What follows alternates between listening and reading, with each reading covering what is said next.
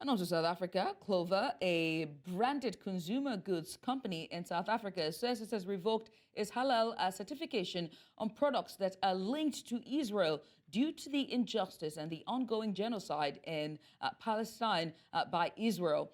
The General Industrial Workers Union has expressed its concern. The union says the step by Clover rises issues that demand attention and action as many workers will lose their jobs.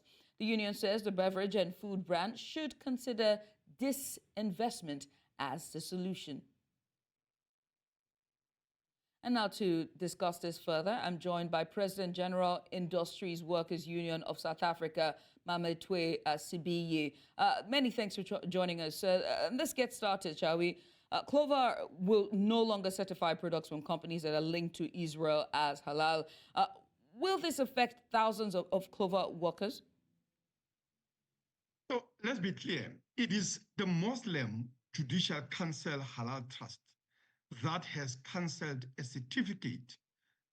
certification of all Clover products as halal. And I think the reason for that is because, since 2018, Clover, which is the biggest dairy manufacturer in South Africa, was taken over by Melco, an Israeli-owned company operating in illegal Jewish settlements on Palestinian land. And for that, they have withdrawn the certification of all its products as halal. And this is something that we objected as a union when the takeover of Clover took place in 2018.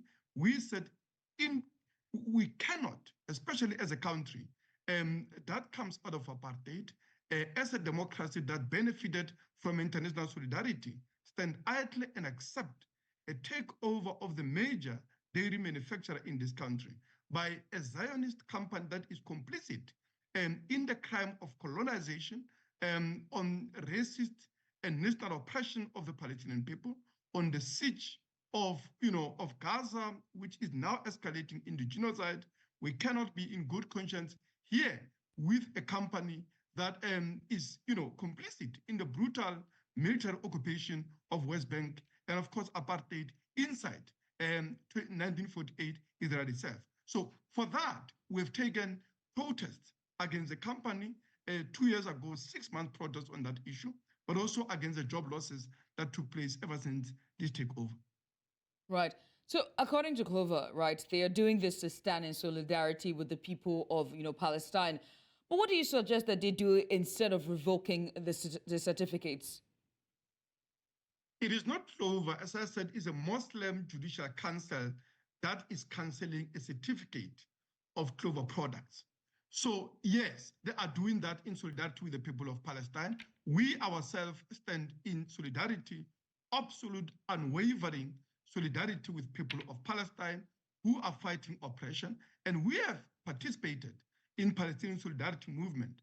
Our position is that the question and the struggle of the people of Palestine today is the single most revolutionary factor in the world political situation, in a struggle against world imperialism.